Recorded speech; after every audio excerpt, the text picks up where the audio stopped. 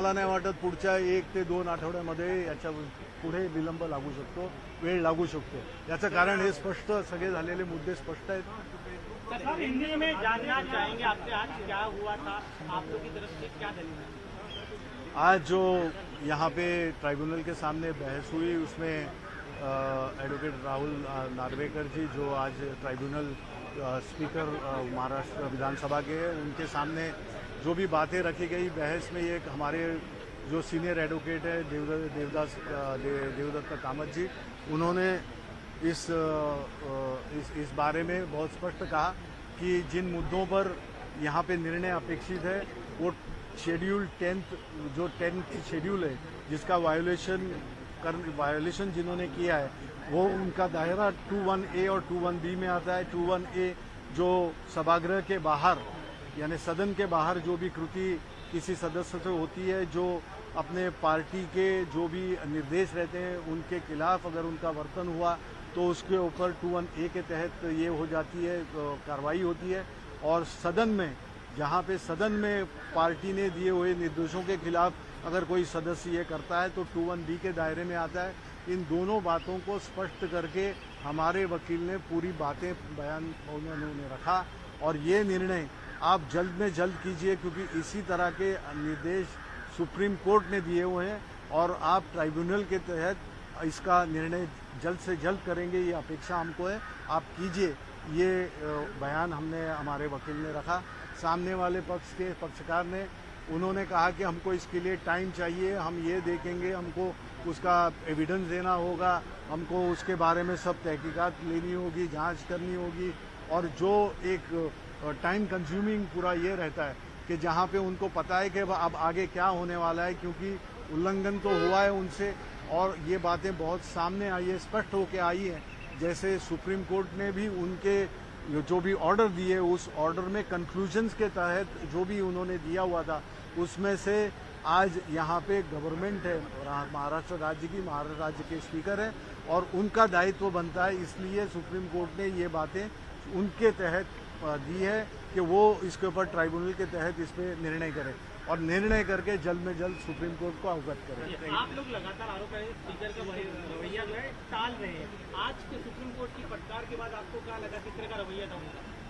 रवैया जो रहना चाहिए सुप्रीम कोर्ट के निर्णय के बाद, सुप्रीम कोर्ट ने जिस तरह से कुछ रिमार्क्स जैसे पास किए हैं उसके तहत उनका दायित्व बनता है कि इस निर्णय पर आ जाएं और सुप्रीम कोर्ट को इस निर्णय से अवगत करें जल्द में जल्द. इसमें कोई टाइम बहुत लंबा लेने की या बहुत विलंब करने की बात है ही नहीं. क्योंकि क्या ये लग रहा है कि समय लिया जा रहा है ताकि बिल्कुल समय लिया जा रहा है क्योंकि जिस तरह से बातें होनी चाहिए सुप्रीम कोर्ट ने, वरना सुप्रीम कोर्ट किस लिए कहता 4 महीने के बाद में, क्योंकि 11 मई को जब सुप्रीम कोर्ट ने इस बात पर निर्णय दिया, निर्णय में कंक्लूजन्स दिए और कंक्लूजन्स के तहत व्हीप किसका ठीक था, कैसे व्हीप गलत किसका था, ये सब बातें कहकर कि मैं अब ये बातें इसका निर्णय करने के लिए महाराष्ट्र राज्य के स्पीकर के पास मैं देता हूं और स्पीकर इस पर तुरंत निर्णय करे, ये अपेक्षा उनकी थी. 4 महीने की बात जब हुई नहीं और हमने जब कोर्ट के सामने बात की गए हमारे इसमें जब सुनवाई हुई तब बहस में सुप्रीम कोर्ट बहस सुनने के बाद में उन्होंने ये डायरेक्शन दिया कि ये 4 महीने जाना ये ठीक नहीं था, आपने इस पर सुनवाई करना जरूरी है, आपने इस पर निर्णय लेके हमको अवगत करना जरूरी है. और ये स्पष्ट निर्णय देने के बाद में अब हम समझते हैं कि भाई आज जिस तरह से स्पीकर जी ने ये सब ये किया हुआ है ट्राइब्यूनल ने, तो वो इसके बारे में अंतिम निर्णय तक बहुत जल्दी आ जाएंगे और निर्णय जो पूरे महाराष्ट्र को, पूरे देश के नागरिक को भी आज अपेक्षित है वो निर्णय होगा. स्पीकर का डीले का मुद्दा लगातार आपके नेता संजय राउत और अंबादास दानवे उठा रहे हैं, उनके खिलाफ अब उसके बावजूद अब कौन सा मुद्दा हो सकता है, क्योंकि विलंब का जिस तरह से बातें, जिस तरह से टाइम कंज्यूमिंग लाइन जो ली जा रही है उसकी वजह क्या है, किस चीज की आपको जरूरत है. जब जो भी चीजें हैं जो 10th शेड्यूल के वायोलेशन में जो चीजें बैठती है उस वायोलेशन की सारी चीजें आपके सामने, उसमें कोई एविडेंस और लाना जरूरी नहीं है, उसमें कोई दूसरी बातें खोजने की अब जरूरत नहीं है. जो बातें आपके सामने, आपको निर्णय हाँ, आपको निर्णय ना, आपको निर्णय लेना है, ये आपके ऊपर की बहुत बड़ी जिम्मेदारी है और ये दायित्व वो अच्छी तरह से बहुत जल्दी निभाएंगे, ये अपेक्षा है. कॉन्फिडेंट है कि आपके हक में बिल्कुल आ जाएगा, आप सब देखेंगे. क्योंकि इसके सिवा दूसरा कोई निर्णय हो ही नहीं सकता है। धन्यवाद। नाही, ते तर आज मुद्दा मांडलाच त्यांनी. हो.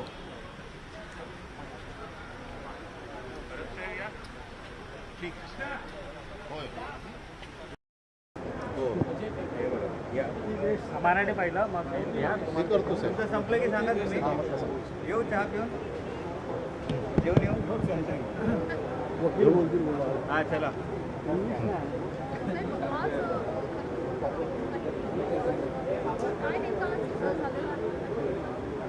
आजच्या दिवसामध्ये या सुनावणीची प्रोसिजर काय असेल याच्या संदर्भातली रूपरेषा ठरणार होती. या बाबतीमध्ये दोन्ही बाजूच्या वकिलांचं म्हणणं ऐकून घेतलं गेलं. आमचं म्हणणं आमच्यातर्फे ॲडव्होकेट देवदत्त कामत यांनी मांडलं की या सुनावणीसाठी सुप्रीम कोर्टाने जे काय निकष आखून दिलेले आहेत त्या निकषाप्रमाणे ही सुनावणी व्हावी आणि आपल्याकडे ते मॅटर सुनावणीसाठी पाठवलेलं असताना या प्रकरणामध्ये कुठल्याही प्रकारची साक्ष पुरावे याची तपासण्याची गरज नाही. त्याचं कारण असं आहे की हे सगळे ॲडमिटेड फॅक्ट्स आहेत. कारण राज्यपाल या सुनावणीमध्ये म्हणजे राज्यपालांचा याच्यामध्ये रोल होता. राज्यपालांनी शपथ दिलेली आहे ही ॲडमिटेड फॅक्ट आहे. मुख्यमंत्र्यांनी शपथ घेतली आहे ही ॲडमिटेड फॅक्ट आहे. त्यांनी जी पत्रं पाठवलेली आहेत ती रेकॉर्डवरती आहेत ती ॲडमिटेड फॅक्ट्स आहेत. असे 5 मुद्दे जे आहेत ज्याच्यामध्ये आता राज्यपालांना बोलावणार का सुनावणीसाठी, मुख्यमंत्र्यांनी शपथ घेतली याच्या बाबतीत कोण नाकारत नाही. तिसरा मुद्दा असा आहे की त्यांनी व्हीप जे म्हणतायत त्यांचं म्हणणं असं आहे की व्हीप आम्हाला जो दिला आहे तो यांना द्यायचा अधिकारच नाही आहे. याचा अर्थ व्हीप मिळालेला आहे. व्हीप कोणाचा हे ठरलेलं आहे. म्हणजे ह्या सगळ्या गोष्टी ॲडमिटेड फॅक्ट असताना याच्या बाबतीमध्ये वेळकाढूपणाचं धोरण काढू नये आणि म्हणून अध्यक्षांनी ताबडतोब कारण त्यांनी त्यांच्या वकिलांनी ही मागणी केली की हे मॅटर याच्यामध्ये पूर्णपणे साक्ष चालली पाहिजे, उलट तपासणी झाली पाहिजे आणि पूर्ण नॅचरल जस्टिस ज्याला म्हणतो त्याला आम्हाला मिळाला पाहिजे. परंतु आजपर्यंत देशामध्ये डिस्क्वालिफिकेशन पिटिशन ज्या चालल्या त्यामध्ये कधीही असं झालेलं नाही.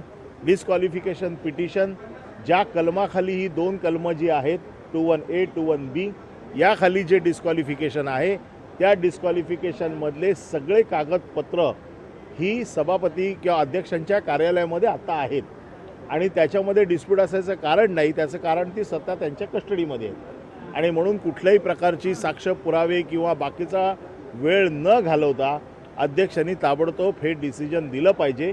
अशा प्रकारची मागणी आमच्या वकिलांनी आज केलेली आहे. प्रत्येक याचिकांवर वेगळी सुनावणी व्हावी असं म्हणणं आहे. काही इश्यूज आहेत, काही एव्हिडन्स आम्हाला सादर म्हणून याच्या बाबतीमध्ये आम्ही ही सगळी पिटिशन्स क्लब करावी असा अर्ज आम्ही केलेला आहे. त्याचा निर्णय देखील लवकरात लवकर ते देतील आणि त्या बाबतीत त्यांनी जे निर्णय देतील त्याच्यावरती आम्ही ठरवू की सुप्रीम कोर्टात जायचं की नाही. सुप्रीम कोर्टात 3 तारखेला देखील सुनावणी आहे. आता या संपूर्ण प्रकरणाचा जो वेळकाढूपणा केला जातो तो परत तुम्ही सुप्रीम कोर्टात मांडणार आहात का? म्हणूनच म्हटलं की आज त्यांनी जे सांगितलं त्याच्यावर दोन्ही बाजूच्या वकिलांनी आपलं म्हणणं मांडलं. आता हा जो वेळकाढूपणा आहे हा सुप्रीम कोर्टात आम्ही दाखवून देऊ की कशा पद्धतीने ते वेळ काढण्याचा प्रयत्न करतायत आणि सुप्रीम कोर्टाने ऑलरेडी आपली निरीक्षण नोंदवलेलं आहे आणि याच्या बाबतीत आम्हाला वाटलं की ते जर वेळ काढूपणा करतायत तर सुप्रीम कोर्टात दाद मागण्याचा आमचा अधिकार आहे, तो आम्ही अधिकार वापरू. पण हे प्रकरण आत्ता असं आहे की आता पुढच्या वर्षी निवडणुका आहेत. निवडणुकांपर्यंत वेळ खेचायचा प्रयत्न करतायत का हा प्रश्न आहे. आणि हे जे बेकायदेशीर सरकार आज आहे उद्या समजा हे सगळं सरकार गेलं तर त्यांनी वर्ष 1.5 वर्षामध्ये घेतलेले सगळे निर्णय हे सगळे बेकायदेशीर होतील. हे बेकायदेशीर सरकार अशा प्रकारचे निर्णय घेऊ शकत नाही. म्हणून आम्ही ताबडतोब कोर्टाकडे ही मागणी करू की बेकायदेशीर सरकार आहे याचा निकाल काय तो लवकर लावा. आज त्यांनी वेळापत्रक दिलेलं नाही. आम्हाला अपेक्षित होतं वेळापत्रक ते देतील परंतु आज त्यांनी वेळापत्रक दिलेलं नाही. आम्हाला असं वाटतंय की त्याच्यामध्ये थोडासा वेळ काढतायत ते. परंतु आता प्रकरण असं आहे की त्यांच्याकडे आहे ते काय निर्णय घेतात हे बघून पुढची रणनीती ठरवली जाईल.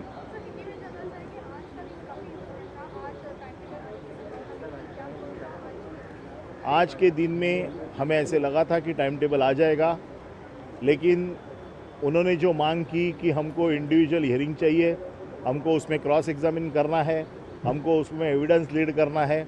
लेकिन हमारे वकीलों ने ये कहा, हमारे वकील जो देवदत्त कामत जी थे, उन्होंने ये कहा कि कोई भी डिस्क्वालिफिकेशन पिटीशन में जिसमें ये क्लियर है, जो डॉक्यूमेंट्स आपके पास में है, जो 5 मुद्दे हमारी तरफ से जो आज रखे गए, उसमें यह है कि राज्यपाल ने अपना निर्णय दिया था, तो राज्यपाल का निर्णय it's a matter of fact. CM ने शपथ ली थी, it's a matter of fact. जो व्हीप है वो व्हीप हमने दिया था, वो उनको रिसीव हो गया था, it's a matter of fact. जो पेपर्स जो चाहिए वो सब अध्यक्ष के कार्यालय में है, इसलिए इसमें कोई जांच या पड़ताल नहीं होनी चाहिए। इसमें क्लियर डिसीजन होना चाहिए, फाइनल हियरिंग होनी चाहिए और डिसीजन लेना चाहिए, ऐसे हमारे वकीलों ने मांग की है। उनके वकीलों ने जो मांग की है, इसलिए उसकी ऑर्डर आज रिजर्व कर दी गई है।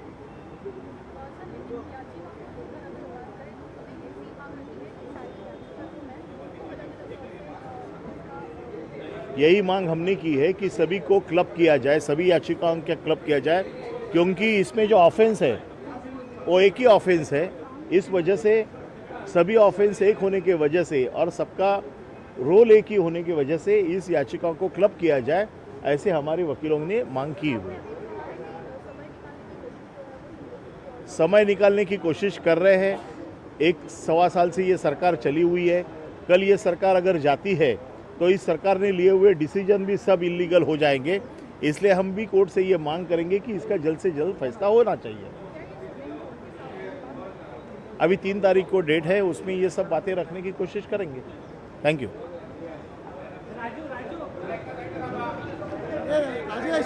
राजेश